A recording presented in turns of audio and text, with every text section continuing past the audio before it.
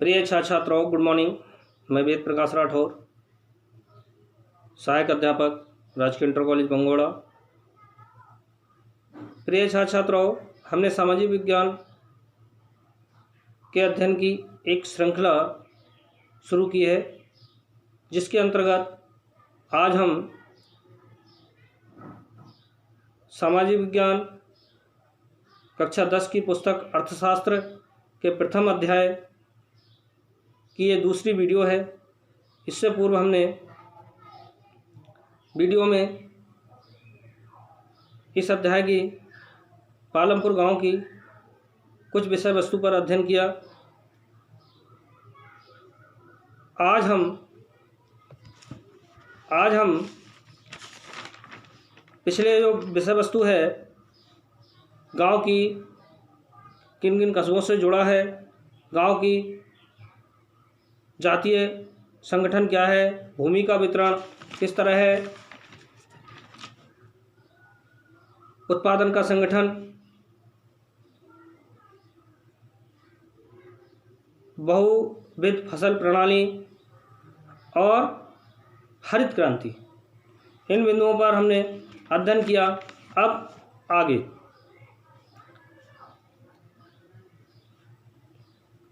खेतों के लिए आवश्यक पूंजी।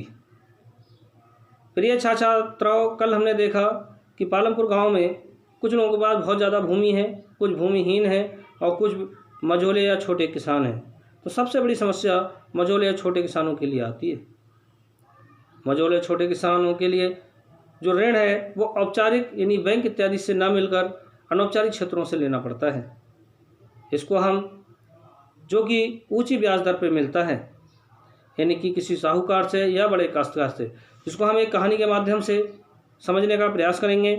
सविता, जिसमें सविता की कहानी है, यानी सविता एक लघु कृषक है, यानी छोटी किसान है। सविता क्या है?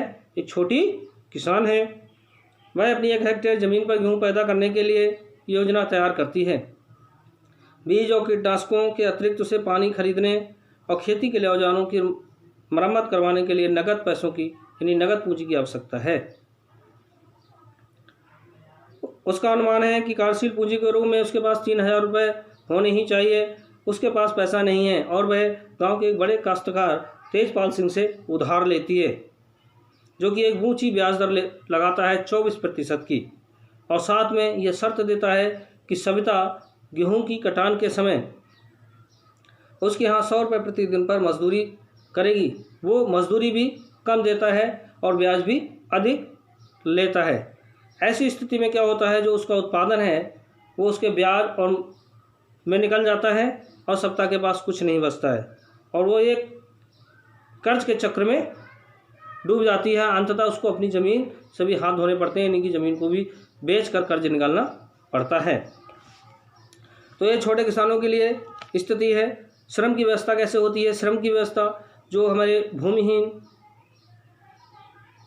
श्रमिक हैं या छोटे और मझोले किसान हैं, वो बड़े किसानों के यहाँ काम करते हैं। इस तरह से वहाँ गांव में श्रम की व्यवस्था उत्पन्न या प्राप्त हो जाती है, श्रम प्राप्त हो जाता है बड़े किसानों के लिए। पालमपुर गांव में कृषि के अतिरिक्त अन्य क्रियाएं भी होती हैं, जैसे डेयरी।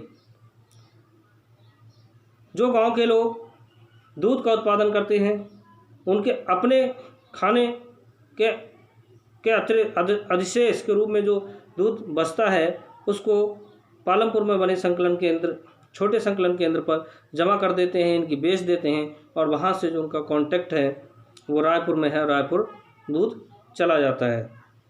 लघु स्तरीय विनिर्माण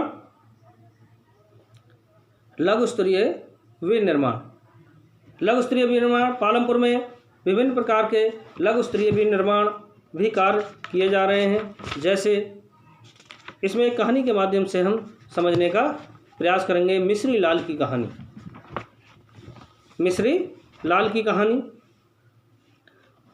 मिश्री लाल ने गन्ना पेरने वाली एक मशीन खरीदी, यानी कि उन्होंने गुड़ का कारखाना लगाया है जो बिजली से चलती है और उसे अपने खेत में लगाया है। पहले गन्ने को पेरने के लिए बैलों का प्रयोग किया जाता था, लेकिन अब मशीनों का प्रयोग होने लगा है। मिश्री लाल दूसरे किसानों से भी गन्ना खरीद कर गन्ने पेराई करके गुड़ बनाते हैं और गुड़ को फिर शाहपुर के व्यापारियों को बेचा जाता है। इस प्रक्रिया में मिश्री लाल को कुछ लाभ प्राप्त होता है, यानी कि यहाँ प्रोसेसिंग इकाई भी हैं। कच्चे माल के रूप में गन्ने को खरीदा और गन्ने से तैयार गुड़ बनाकर क्या करा, हम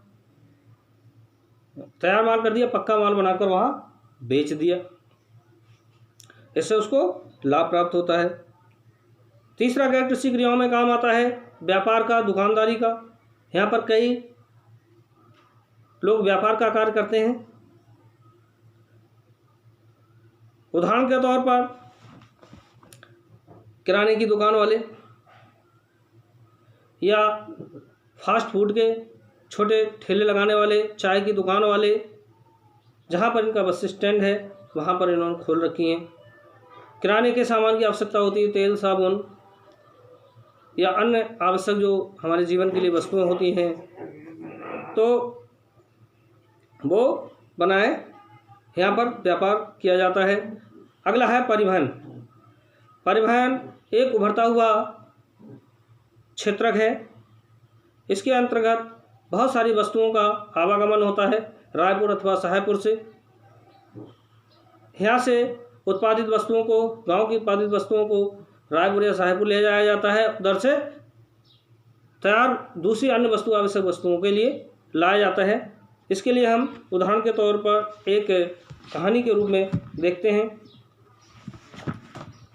करीम की कहानी। इसमें किशोर की कहानी। किशोर एक खेतीहर मजदूर है।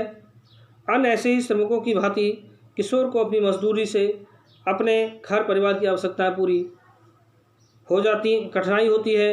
कुछ वर्ष पहले किशोर ने बैंक से कर्ज लिया। यह एक सरकारी कार्यक्रम के अंतर्गत था जिसमें भूमिहीन निर्धन परिवारों को सस्ते कर्ज दिए जा रहे थे। किशोर ने इस पैसे से एक भैंस खरीदी और वह भैंस का दूध बेचने लगा। अब उसने अपनी बैलगाड़ी भी बना ली जिसमें वह कई प्रकार का सामान ले जाता है। सप्ताह में एक दिन वह गंगा के किनारे से कुम्हार के लिए मिट्टी भी लाता है जिससे उसको कुछ आय प्राप्त होती है। और जब वो सामान लेकर शाहपुर जाता है तो शाहपुर से दूसरा सामान लाता है। दोनों तरफ से उसको कुछ भाड़ा प्राप्त होता है जिससे उसका परिवार अच्छे से गुजारा कर रहा है। अभी हमने देखा पालमपुर में एक चीज़ और थी, कुछ नए तरीके का व्यापार भी शुरू हो गया है। जैसे करीम की कहानी से स्पष्ट होता है, करीम ने गांव में कंप्यूटर केंद्र खोला और जो पढ़े लिखे 2 महिलाओं को उन्होंने कंप्यूटर पे क्या करा, काम पर लगा दिया। और जो लोग कॉलेज इत्यादि जाने लगे थे उन बच्चों के लिए पढ़ाई के लिए एक सुविधा केंद्र उपलब्ध करा दिया। प्रिय छात्र छात्राओं, ये अध्याय आज पूरा होता है। इस अध्याय के आप प्रश्नोत्तर करिएगा। इस अध्याय में 2 वीडियो हैं, दोनों वीडियो को आप अच्छे से देखें, बार बार देखें। और उसके बाद जो इस विषय वस्तु पर आपको कठिनाई उत्पन्न होती है तो आप मेरे कमेंट बॉक्स में, चैनल में कमेंट बॉक्स में लिख सकते हैं। मैं आपके प्रश्नों का उत्तर पूर्ण मनोयोग से देने का प्रयास करूंगा। प्रिय छात्र छात्राओं, आपसे निवेदन है आप इस अध्ययन श्रृंखला का लाभ उठाएं और साथ ही हमारे चैनल को सब्सक्राइब करें ताकि आपको कोई भी वीडियो अपलोड होती है तुरंत आप तक पहुंचेगी। और अन्य अपने साथियों के लिए शेयर करें। धन्यवाद।